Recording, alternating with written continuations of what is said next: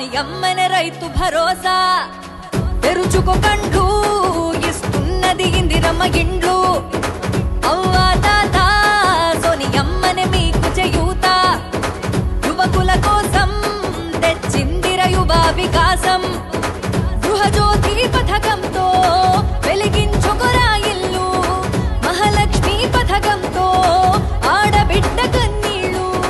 గుడి చేస్తారా సుకోర బిడ్డ ఇది సోనియ మాట అడిగినోడికంతుంటే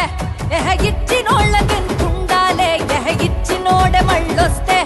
ఈ బాంచన్ బతుకులు మారాలే